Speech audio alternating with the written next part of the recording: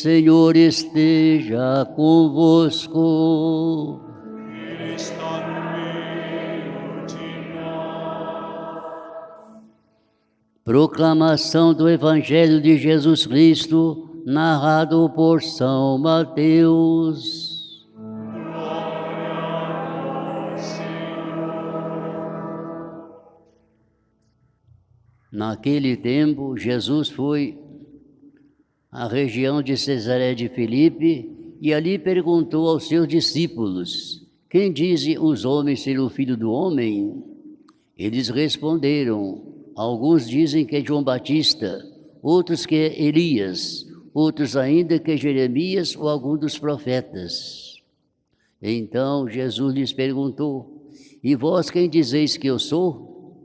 Simão Pedro respondeu: tu és o Messias, o Filho do Deus vivo. Respondendo, Jesus lhe disse: feliz és tu, Simão, filho de Jonas, porque não foi o ser humano que te revelou isso, mas o meu Pai que está no céu. Por isso eu te digo que tu és Pedro, e sobre esta pedra construirei a minha igreja, e o poder do inferno nunca poderá vencê-la. Eu te darei as chaves do reino dos céus. Tudo o que tu ligares na terra será ligado nos céus, e tudo o que tu desligares na terra será desligado nos céus.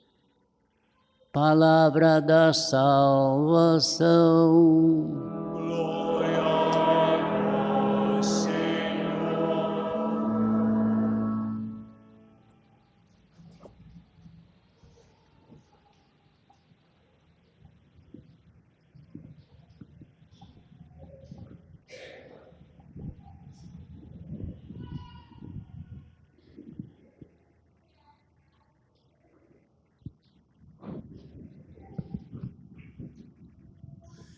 Meus diletos irmãos aqui presentes e tantos outros irmãos que não estão aqui por uma questão de prudência, mas que estão sintonizados conosco, participando da Santa Missa do Senhor Bom Jesus.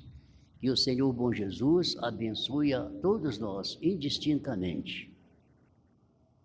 Os santos, nossos irmãos mais velhos, quando percebem que está chegando a sua hora de partir para a eternidade, eles dizem: que alegria quando me disseram, vamos à casa do Senhor. Com as devidas diferenças, quero dizer também hoje, que alegria quando me disseram, como estamos vendo, quantas pessoas estão aqui participando da missa do Senhor Bom Jesus. Com a pandemia, desde março do ano passado, o número de pessoas diminuiu. Graças a Deus, a coisa está melhorando e os fiéis podem participar fisicamente da Santa Missa. Que bom!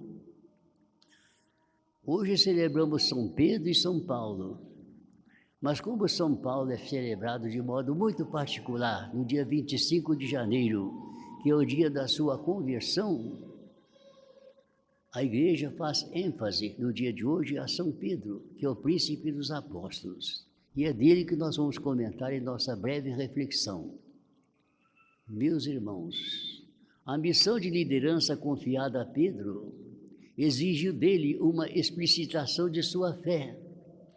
Antes de assumir o papel de guia da comunidade, foi preciso deixar claro, bem claro, seu pensamento a respeito de Jesus, de forma a prevenir futuros desvios.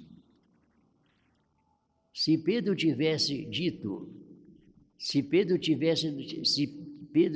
Jesus na conta de um Messias puramente humano, corria o risco de transformar a comunidade numa espécie de grupo guerrilheiro, disposto a impor o reino de Deus a ferro e a fogo. A violência seria o caminho escolhido para fazer o reino de Deus crescer. Mas não é isto. Se o considerasse como um dos antigos profetas reencarnados, transformaria a boa nova do reino numa proclamação apocalíptica do fim do mundo, impondo medo e terror. Se de fato pensasse que, no final dos tempos, muitos profetas do passado haveriam reaparecer, Se a fé de Pedro fosse imprecisa, não sabendo bem a quem havia confiado a sua vida, correria o risco de proclamar uma mensagem insossa e levar a comunidade a ser como um sal que perde o seu sabor, ou uma luz posta no lugar indevido. Meus irmãos, só depois que Pedro professou sua fé em Jesus, como o Messias, Filho do Deus vivo, foi-lhe confiada a tarefa de ser pedra, sobre a qual seria construída a comunidade dos discípulos, ou seja, a sua igreja. Entre muitos percalços, esse apóstolo deu prova de sua adesão a Jesus. De que forma? Selando seu testemunho com a prova da vida, demonstração suprema de sua fé. Portanto, sua missão foi levada até o fim. Muitas pessoas, às vezes, para justificar suas fraquezas, dizem assim, mas também São Pedro errou. Também São Pedro negou a pessoa de Jesus. Pois muito bem, a essas pessoas nós queremos dizer, se vocês querem justificar seu comportamento com a fraqueza de Pedro, imitai também a Pedro nas suas grandes proclamações de fé. Por exemplo, São Pedro, quando foi assim crucificado, e apresentar-lhe a cruz, onde ele ia ser crucificado, ele disse, o que é isso? O meu mestre foi crucificado desse jeito, como estamos vendo ali. Eu não mereço isto. E para surpresa de todo mundo, até dos carrascos, ele disse, quero ser crucificado de cabeça para baixo. Realmente Pedro teve suas fraquezas, mas sua generosidade também foi imensa, a ponto de até impressionar os próprios algozes. Eu nunca encontrei uma pessoa desse jeito. No dia em que Jesus anunciou a Pedro, como estamos celebrando hoje na sua festa, que ele iria ser a pedra sobre a qual edificaria sua igreja, de tal sorte que tudo que ele tivesse ligado na terra seria ligado no céu, e tudo que ele desligasse na terra seria desligado no céu, proclamou que os poderes do inferno, isto é, as forças do mal, jamais prevaleceriam contra ela. E é o que vimos acontecer. É o que vimos acontecer. As forças do mal, esse mistério da iniquidade que fala São Paulo, estão muito presentes no mundo, sob a forma de erros e vícios. É a violência, a falsidade, a ganância do dinheiro, a idolatria do sexo, a prepotência dos fortes esmagando os pequeninos, a guerra é sempre presente em alguns pontos da terra, a ideologia substituindo a verdade e outras coisas mais. Mas a igreja não tem medo, apesar de ser feita de homens santos e pecadores, sabe que a graça de Deus não abandona de forma alguma. E a presença e se apresenta como um sinal de confiança para todos os fiéis. De fato, até as pessoas que não pensam conosco como católicos olham para o Papa e reconhecem o seu valor. Sabem que ele é uma pessoa que representa Jesus e é inspirado pelo Espírito Santo. E o Papa, sucessor de São Pedro, é aquele que vai confirmando na verdade contra o erro, na virtude contra o pecado. Confirma os seus irmãos, dissera Jesus a Pedro, em pleno drama da paixão, quando tudo ameaçava o pequeno rebanho, cujo pastor ia ser preso e condenado à morte. E o Papa assume essa gloriosa, embora espinhosa missão. Aí está a razão de sua palavra rica e doutrinadora para todas as classes de pessoas, na Basílica Vaticana, na Praça de São Pedro e em todas as praças do mundo que ele visita incansavelmente. Nós podemos ter certeza que o Papa é inspirado pelo Espírito Santo.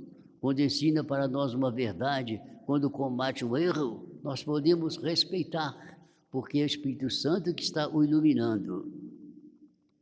Tanta verdade que a presença do Espírito Santo é importante, que o Papa, João 23, quando foi escolhido para Papa, ele foi o último que entrou no consistório.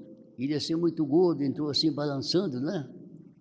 Eu estava ali perto também, um padre que estava comigo, disse para ele assim, excelência, cuidado, hein? Os últimos serão os primeiros, porque ele foi o último que entrou no consistório.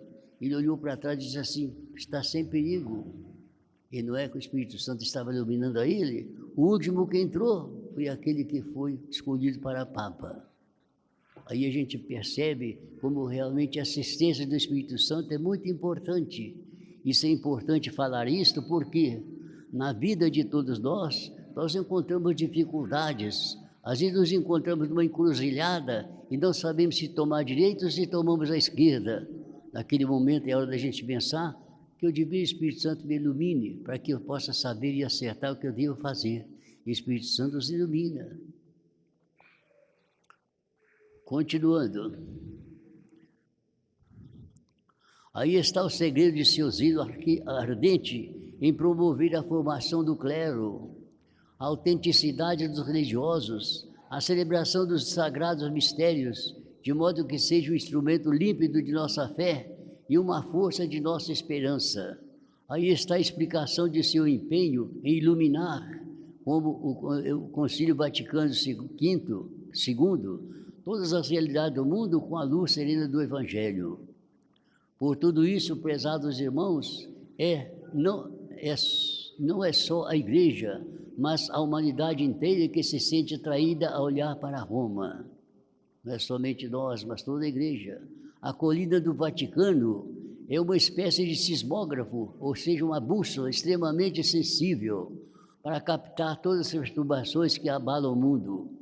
Para todas essas perturbações, o pastor da Igreja, o Papa, está atento, a fim de dizer sua palavra esclarecedora, trazer seu caminho e seu estímulo em face das imensas tarefas que preciso empreender, suscitar esperança por mais sombrias que sejam as horas que estejamos vivendo. Repetindo este pensamento, para todas as dificuldades do mundo, o pastor da Igreja está atento, a fim de dizer sua palavra esclarecedora, trazer seu estímulo em face das imensas tarefas que é preciso empreender, suscitar a esperança por mais sombrias que sejam as horas que esmagam o mundo atual.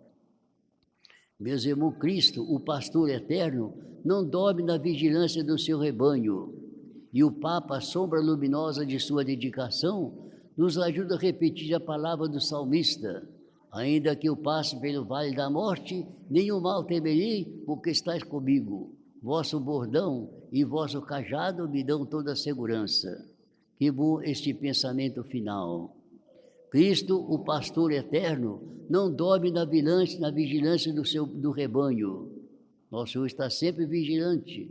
E o Papa, sombra luminosa de sua dedicação, nos ajuda a repetir a palavra do salmista, ainda que eu passe pelo vale da morte, nenhum mal temerei, porque estás comigo. Vosso bordão e vosso cajado me dão inteira segurança. Quando nós estamos com Deus, nada temos a temer. Passamos por onde para podermos sempre merecer a presença de Deus e podemos estar certos de que sempre acertaremos a estrada. Mas uma coisa sempre muito importante, e disso não podemos nos esquecer, duas coisas na vida sempre estão conosco. O olho de Deus, que nos vê sempre, e o coração da Mãe do Céu, que nos acompanha por toda parte, Nossa Senhora. Os olhos de Deus que nos acompanham em todo lugar, e o coração da Mãe do Céu que nos acompanha por toda parte. Amém.